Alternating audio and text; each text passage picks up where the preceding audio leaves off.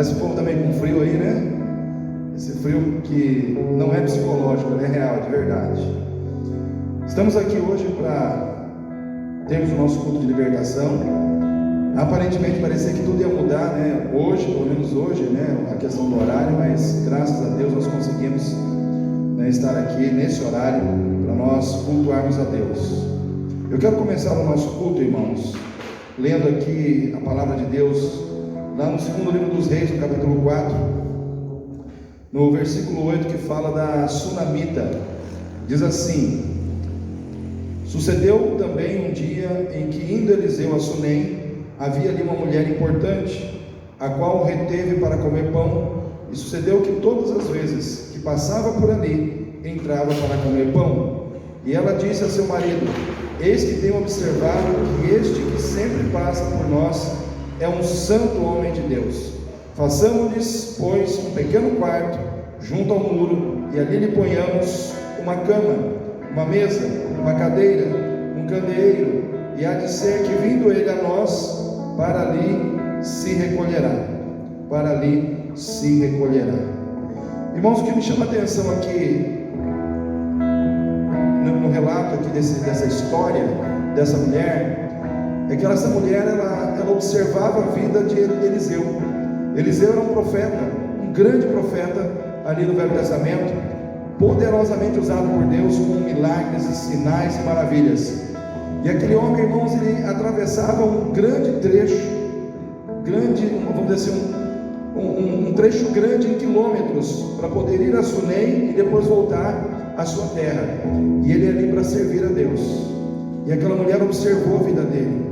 Aquela mulher olhou para a vida dele e disse: esse homem é um santo homem de Deus. E é interessante, né, que aqueles que servem a Deus são observados.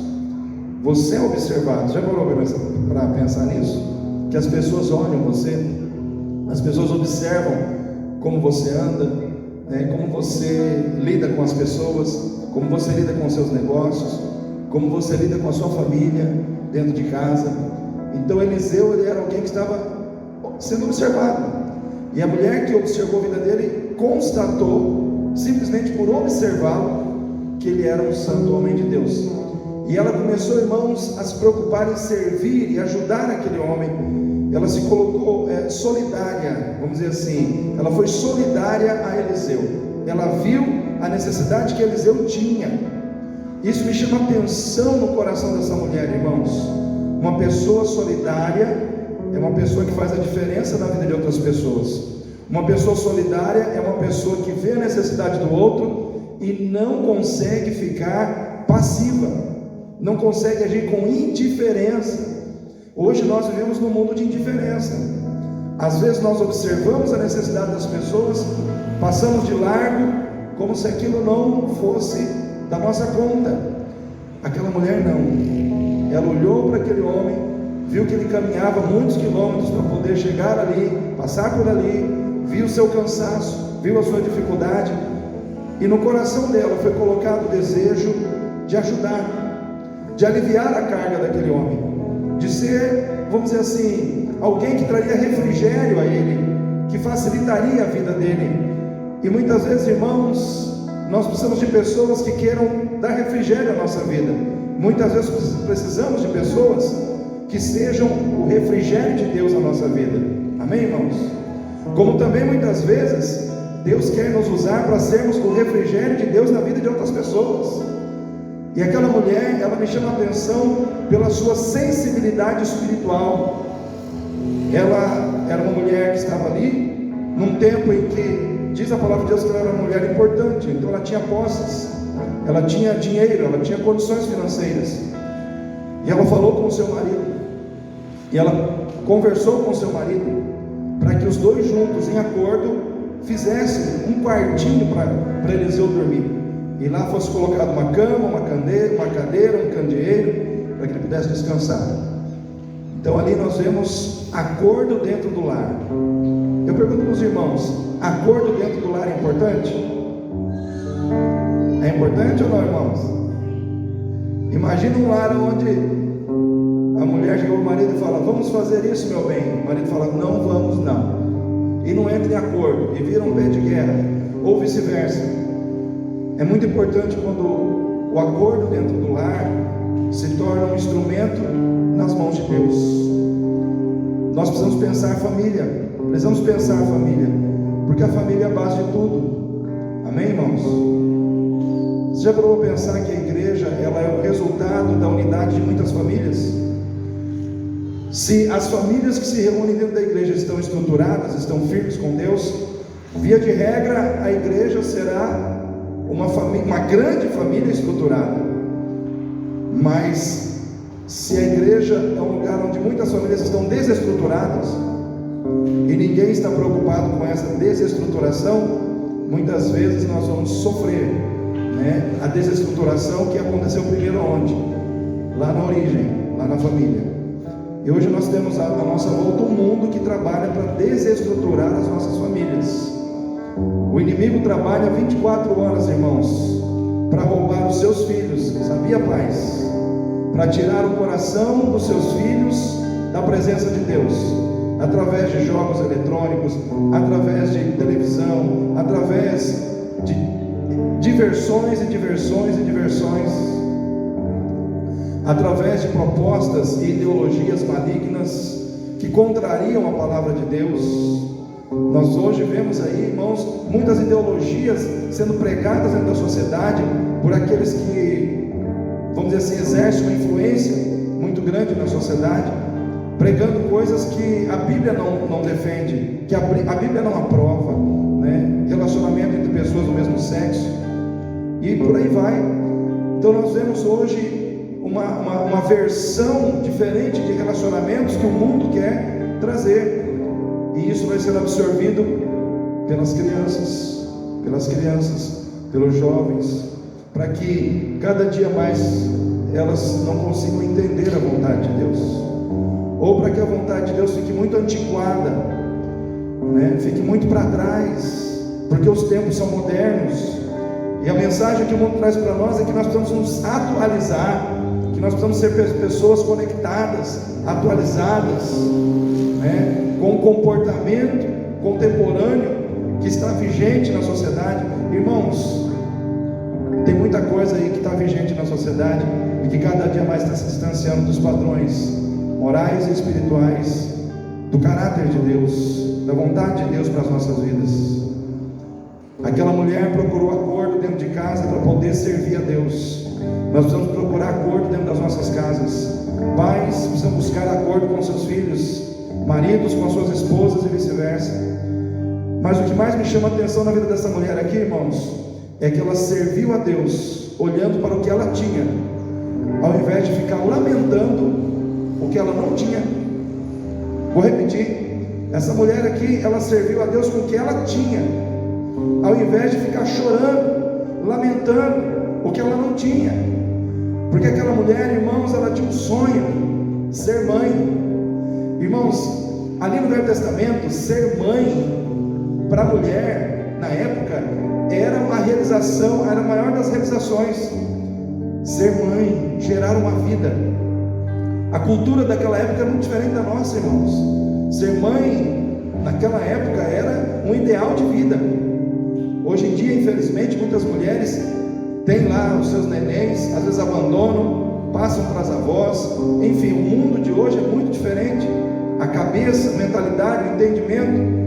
Mas naquela época ser mãe era algo maravilhoso, ter a oportunidade de gerar um filho, né, ou uma filha, e trazer uma vida ao mundo. E aquela mulher, ela não tinha filhos e o marido dela era idoso. O que aconteceu? Diz a palavra de Deus. Os irmãos, depois lê em casa o texto todo, né? Está dizendo ali no texto todo que mais adiante Eliseu, depois de ser abençoado com um quarto, que ela e o marido construíram aquele quarto, e Eliseu ficou muito agradecido, e aí ele chamou o seu auxiliar, Geazi, falou: o que essa mulher precisa? Geazi falou: olha, eu acredito que ela precisa de um filho, o sonho dela é ter um filho. E aí, naquele momento, Eliseu, como profeta de Deus, ele manda chamar a mulher, e Deus revela ao coração de Eliseu que aquela mulher seria agraciada com o filho. E quando Eliseu chama aquela mulher, ela fica assim, irmãos, ela fica perplexa, né, com aquela notícia, porque era algo que ela esperava, mas ela não queria receber uma promessa e de repente aquilo não se cumprir. Mas Eliseu falou: não, você abraçará um filho. Deu a ela o tempo certinho em que ela realmente abraçaria o seu filho. E como foi profetizado, o filho veio. Ou seja, ela pensou em abençoar Eliseu com o que ela tinha, ao invés de ficar pedindo para Deus o que ela não tinha. Ah, Senhor, quando o Senhor me der um filho, eu vou servir o Senhor. Quando o Senhor me suprir essa necessidade, eu vou servir o Senhor. Não, ela não fez isso. Ela serviu a Deus independente do que Deus deu ou não para ela. O que eu quero dizer para você e para mim nessa noite, irmãos? Que nós temos que ser mais agradecidos a Deus por tudo aquilo que Ele nos dá, e fazermos disso um instrumento nas mãos de Deus, do que ficarmos chorando, choramingando aquilo que Deus não nos deu ainda. Porque, irmãos, o caminho para você receber o que você ainda não tem é você servir a Deus com aquilo que você tem. Amém? Aquela mulher, ela não tinha filhos, mas ela serviu a Deus com alegria no coração, mesmo não tendo filhos, mesmo não tendo seus sonhos realizados. Ela serviu ao Senhor com alegria. O que aconteceu? Deus falou: eu vou ter que realizar o sonho dessa mulher. Aí mandou Eliseu falar para ela: como você me serviu com o que você tinha, agora eu vou te dar o que você não tinha, porque a partir de agora você vai ter. E eu quero começar esse culto de libertação liberando essa palavra de poder sobre a tua vida nessa noite. Eu quero começar esse culto de libertação abrindo a sua mente, abrindo o seu entendimento para a possibilidade de que aquilo que você ainda não tem, Deus pode te dar. Depende da postura do seu coração.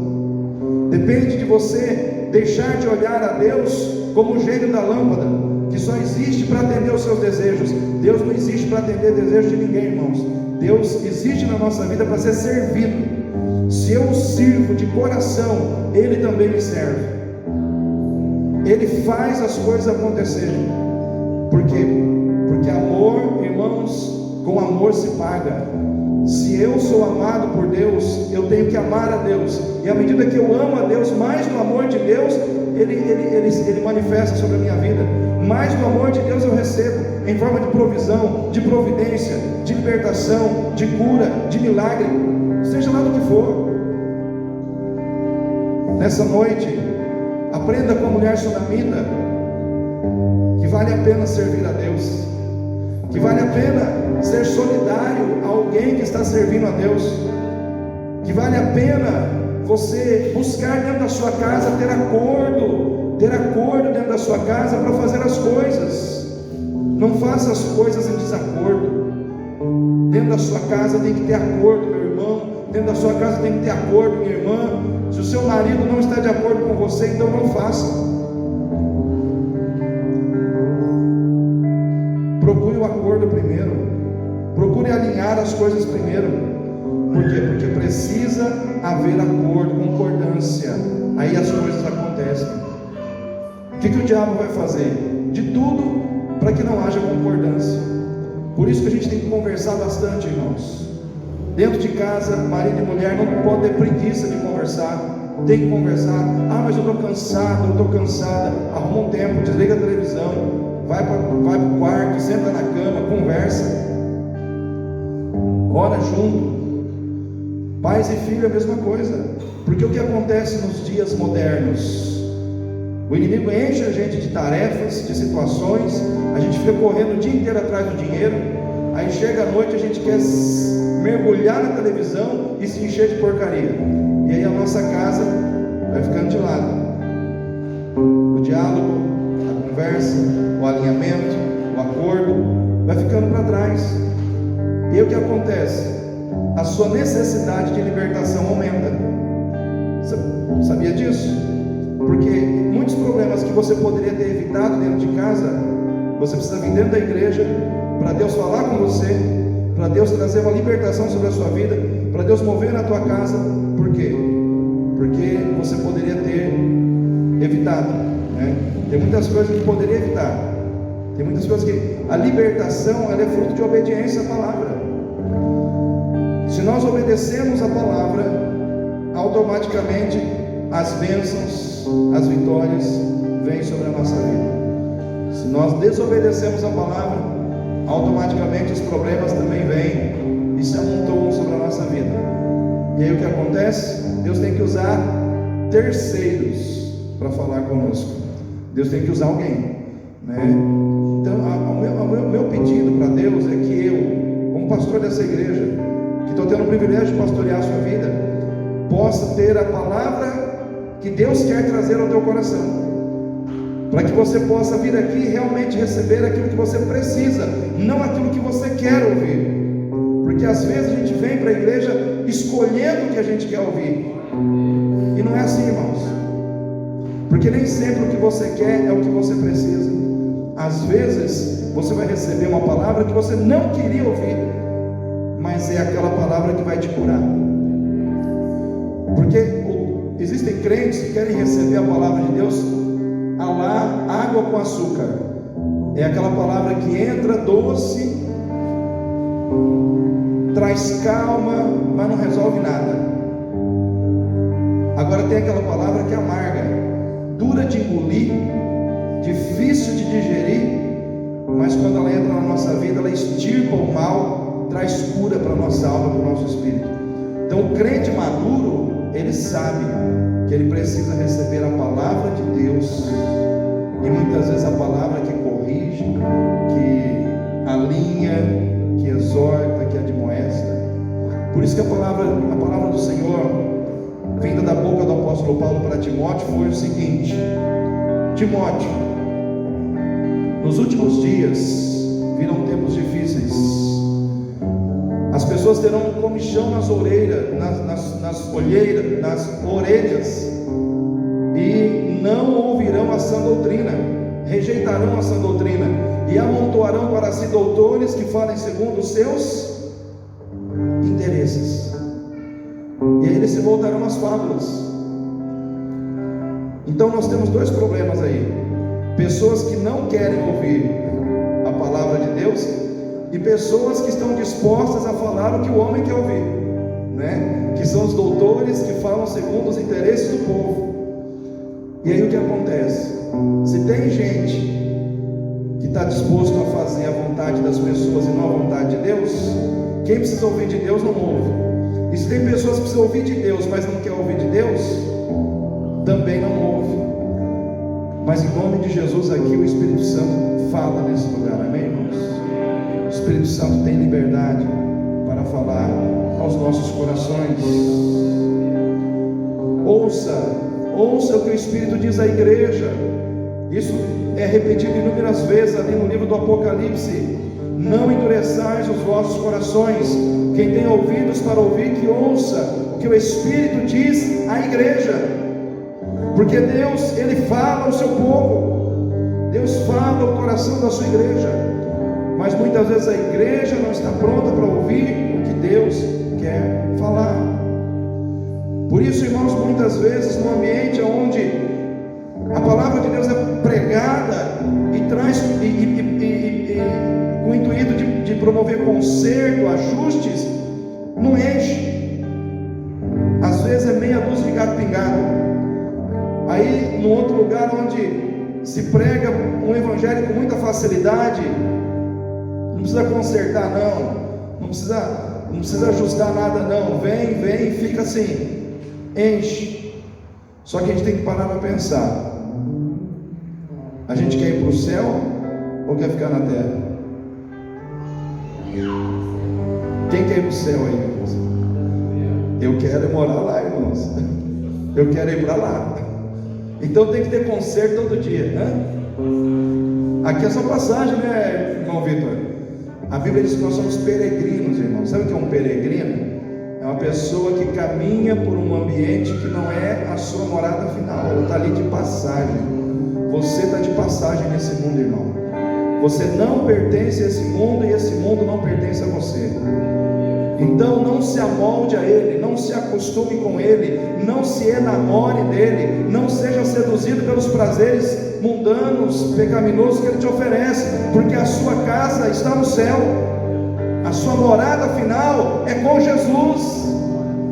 Ele disse: eu vou para o Pai, mas voltarei e vos levarei, para que aonde quer que eu esteja, vós estejais comigo. E Tomé disse: mas Senhor, nós não sabemos o caminho, não sabemos como encontrar o caminho. Jesus disse: Tomé, eu sou o caminho, a verdade e a vida, e ninguém vem ao Pai se não for por mim. Então eu quero dizer para você, queridos, o caminho ainda é Jesus, a verdade ainda é Jesus e a vida ainda é Jesus. Então nessa noite, se encha de Cristo, se encha da presença dEle. Fique em pé e mandai a som de raça.